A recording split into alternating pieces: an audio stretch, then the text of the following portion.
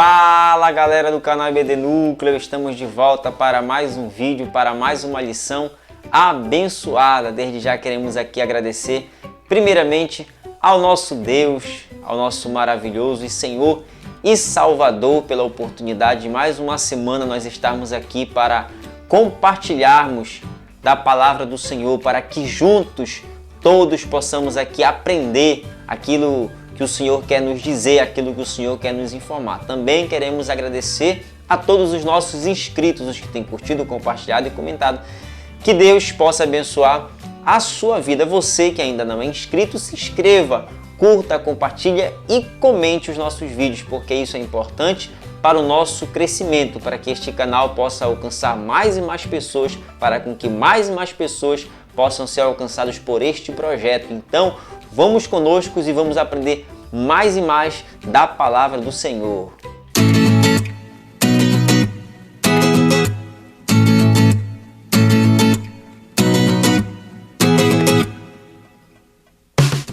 Então vamos lá com a lição de número 8, Abacuque, a intercessão de um homem cheio de esperança. O texto do dia diz o seguinte: ouvi, Senhor, a tua palavra e temi. Aviva, ó Senhor, a tua obra no meio dos anos. No meio dos anos a notifica. Na ira, lembra-te da misericórdia. Abacuque, capítulo 3, versículo 2. E a síntese diz o seguinte: a intercessão é uma prática preciosa aos filhos de Deus.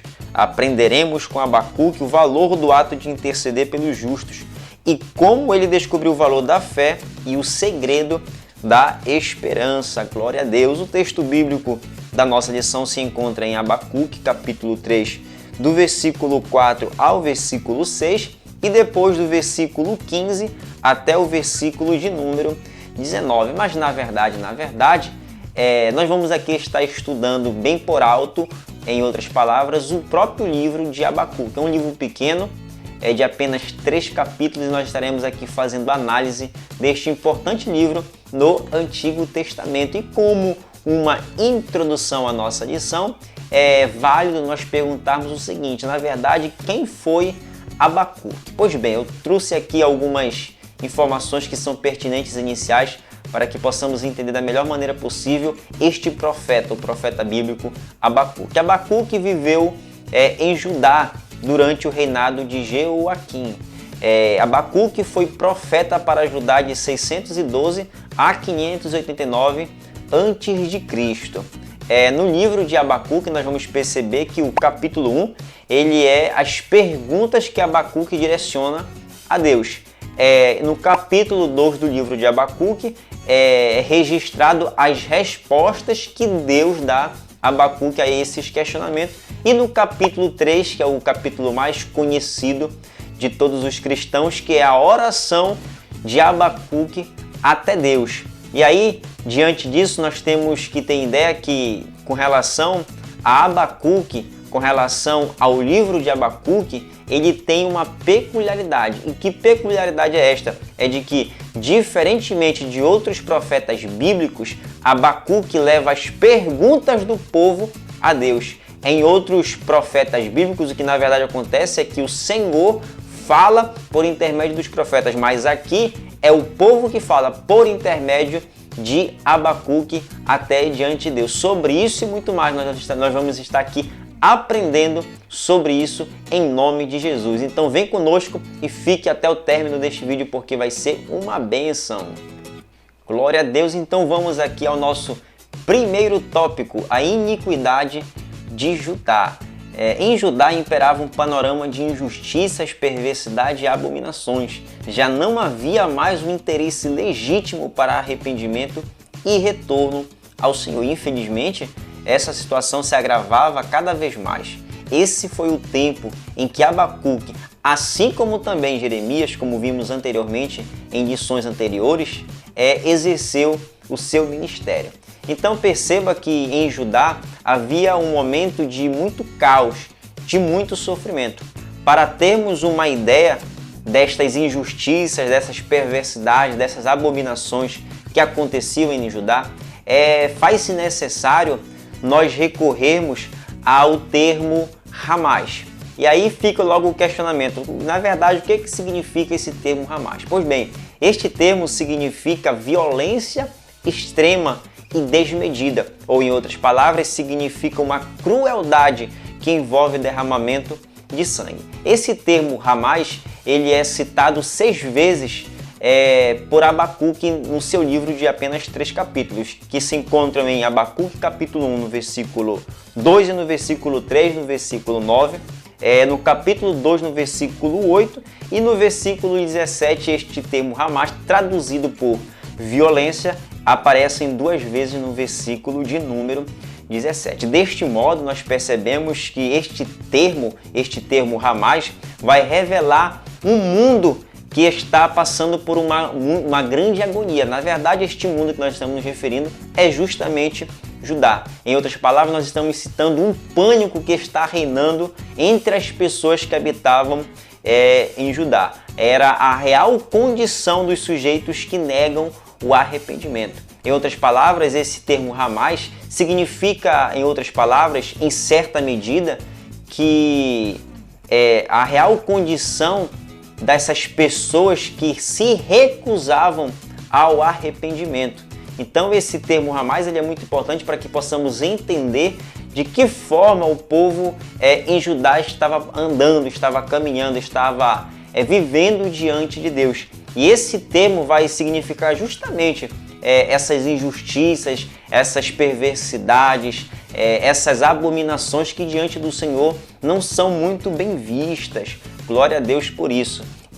E agora, diante dessa realidade que em Judá vivia, para Abacuque não havia mais nada a fazer, além de questionar a Deus em prol dos justos, que sofreriam também as consequências do juízo dos maus. Então perceba o seguinte, que diante de toda essa situação de calamidade que Judá está passando, para Abacuque, que é um profeta ainda neste período, não resta mais nada a ele do que não somente questionar a Deus em prol dos justos que estavam ainda vivendo em Judá. E aí cabe o seguinte questionamento, que na verdade é o que vai perdurar durante todo o livro de Abacuque. De que forma que um homem limitado como Abacuque teve a ousadia de questionar a Deus?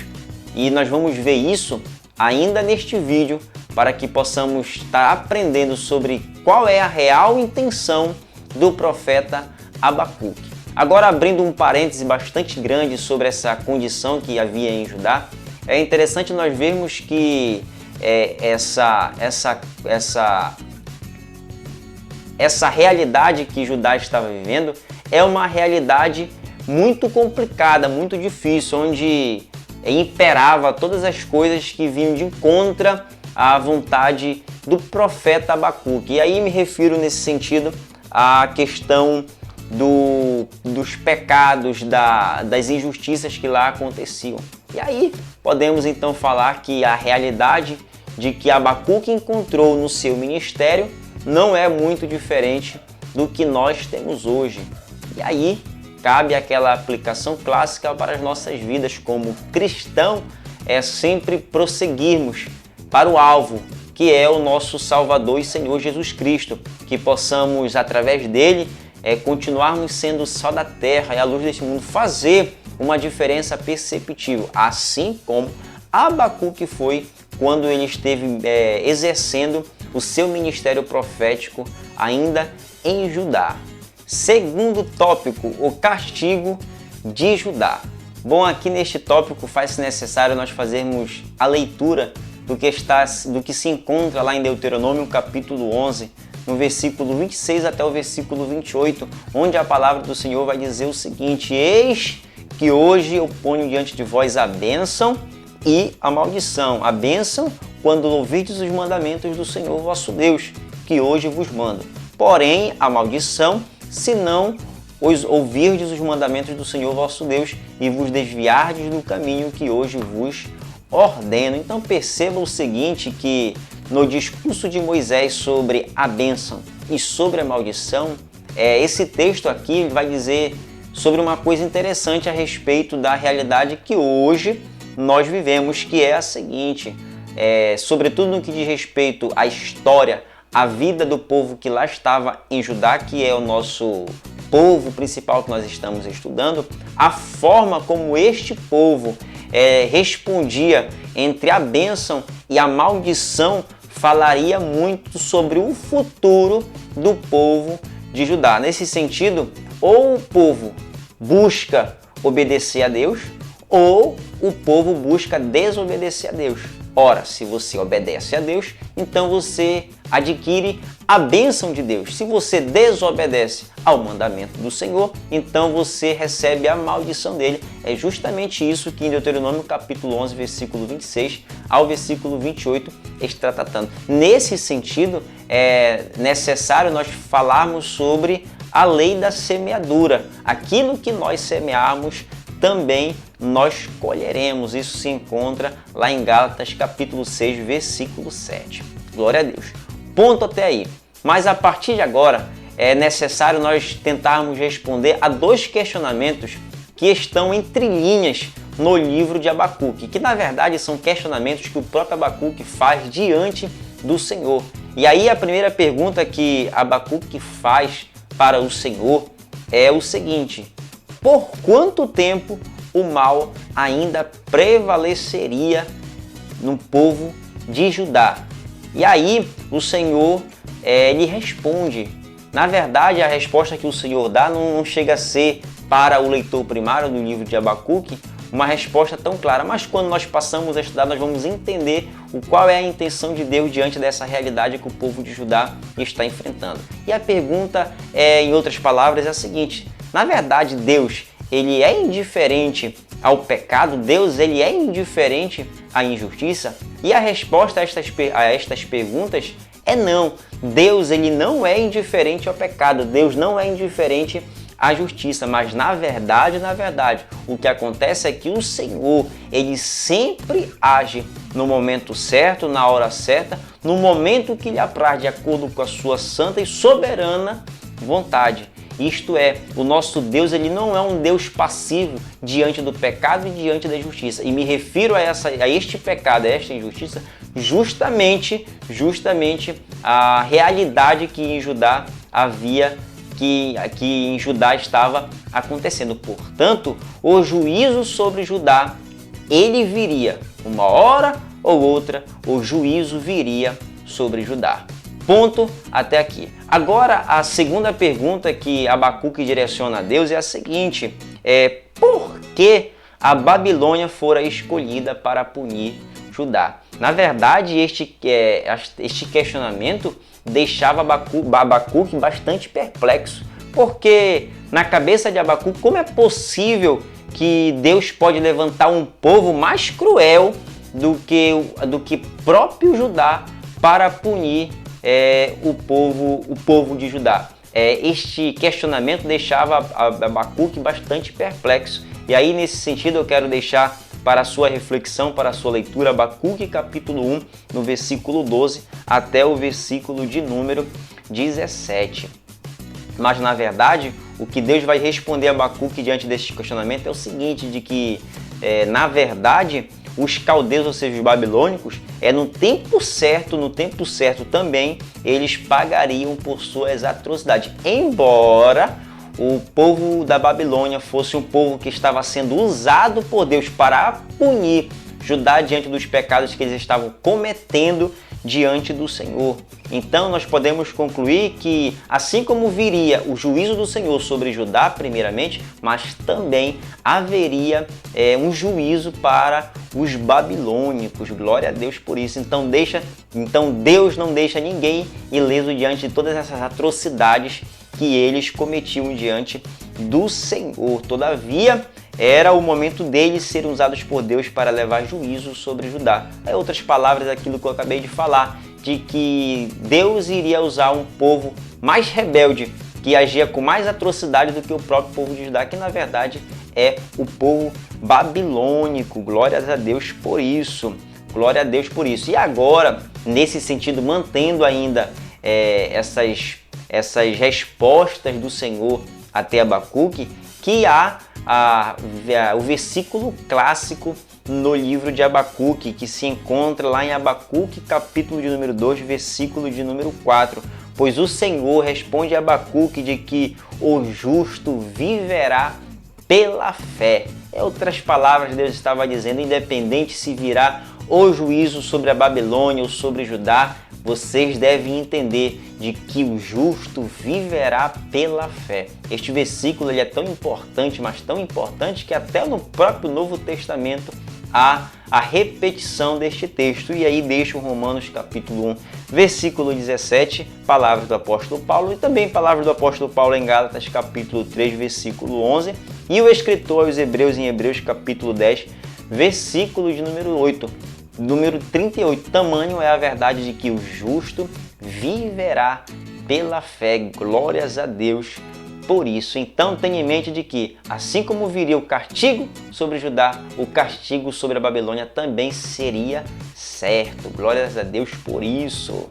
Terceiro tópico, a oração de Abacuque. Agora nós chegamos no tópico mais importante, por assim dizer, sobre a história de Abacuque, que vai tratar sobre a oração, haja vista que a oração ele é o tema principal do nosso trimestre. Pois bem, aqui nesse terceiro tópico, cabe a seguinte pergunta. Daquilo que eu falei ainda há pouco no primeiro tópico sobre de que Abacuque não restava mais nada de fazer, senão questionar a Deus.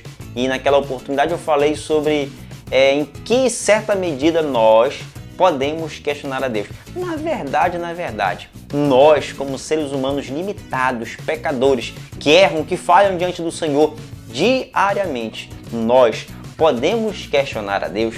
Deixo esta pergunta à sua reflexão. Nós podemos questionar a Deus?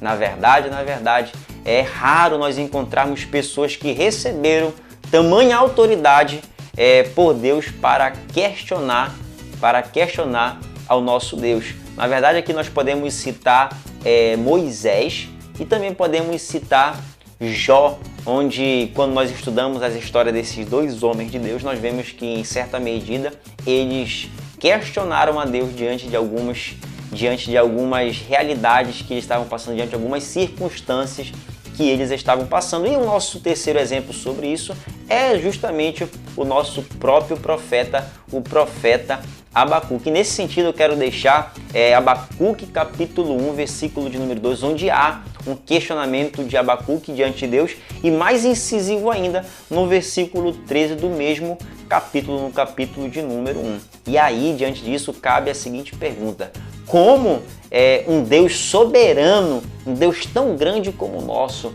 permite que um homem tão pequeno pode questionar ao nosso Deus? E aí o nosso comentarista, ele tenta responder essa pergunta dizendo o seguinte: o questionamento de Abacuque foi originado em uma relação de profunda intimidade com Deus e protagonizado por alguém que buscava servir ao Senhor com inteireza de coração. Então perceba que os questionamentos que Abacuque realizava diante do Senhor não tinham interesses, por assim dizer, legalistas, não tinha, assim por dizer, interesses egoístas, mas na verdade partia de um coração puro, partia de um coração que queria servir a Deus da melhor forma possível. Glórias a Deus por isso. Portanto, a resposta sobre nós podemos questionar a Deus sim ou não? A resposta a esta pergunta sim, nós podemos questionar a Deus. Parece ser meio louco, mas na verdade é justamente isso. Mas nós temos que abrir um parênteses, abrir uma ressalva, falar sobre algumas coisas interessantes sobre isso, pois esses questionamentos que realizamos diante de Deus não podem ser feitos de qualquer jeito, não podem ser realizados de qualquer forma. Para isso é necessário certas considerações, sobre esse questionamento que nós direcionamos ao nosso Deus. Primeiro, este questionamento não deve ser combativo, ou seja, não deve ser com o caráter de combater a vontade divina, a vontade do nosso Deus sobre a nossa vida. E outra, deve ser fruto de confiança e fé. Então esse questionamento deve ser fruto de uma confiança, de uma fé em nosso Deus. E também deve ter um relacionamento qualitativo com Deus, ou seja, deve cultivar um relacionamento, uma vida de oração, uma vida de entrega diante do Senhor, de sacrifício diante dele. E em quarto lugar, busca uma compreensão em relação à vontade divina, não a sua contestação. Então perceba que este questionamento tem por objetivo também você buscar conhecer a vontade de Deus e não questionar a vontade dele. E também em Abacuque, nesse sentido, quero me referir especificamente sobre Abacuque, que ele fez essas intercessões, ele fez esses questionamentos, melhor dizendo, foi justamente em prol dos justos que estavam vivendo em Judá, porque também na cabeça de Abacuque não seria justo justos perecerem juntos com os ímpios. E foi nesse sentido também que Abacuque realizou essa oração maravilhosa que se encontra no capítulo 3 do livro de Abacuque. Glórias a Deus por isso. E agora, para nós finalizarmos, quero aqui falar sobre uma visão panorâmica sobre o livro de Abacuque. No capítulo 1 e no capítulo 2, quando nós lemos esses capítulos, nós vamos ver que esses capítulos eles são marcados por um profundo sofrimento, são marcados por um profundo dilema que Abacuque enfrenta diante da realidade que o povo de Judá está passando. E no capítulo 3, mudando completamente o tom do livro de Abacuque, este capítulo ele é marcado pela fé, ele é marcado pela esperança. É justamente nesse texto, em capítulo 3, que há aquela passagem clássica do livro de Abacuque que diz o seguinte. Cadê o texto agora?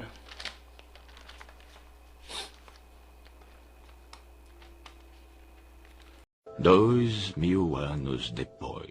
Ainda que a figueira não floresça, nem haja fruto na vide, o produto da oliveira minta, e os campos não produzam mantimento, as ovelhas sejam arrebatadas do aprisco, e nos currais não haja gado. Todavia, eu me alegro no Senhor, exulto no Deus da minha salvação.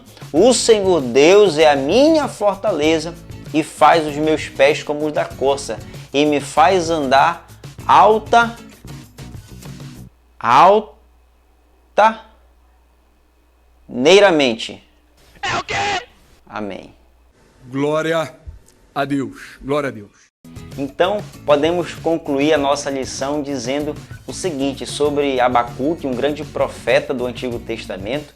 É importante também nós fazermos um paralelo sobre Jeremias, sobre Daniel, sobre Ezequiel, que também foram profetas contemporâneos de Abacuque. Então, sobre Abacuque, é importante nós termos em mente que os questionamentos que Abacuque realiza diante de Deus não tem por caráter tentar combater a soberania e a vontade de Deus, mas na verdade tem por intenção tentar entender que vontade, muitas vezes loucas, do Senhor para a sua vida, para o povo de Judá.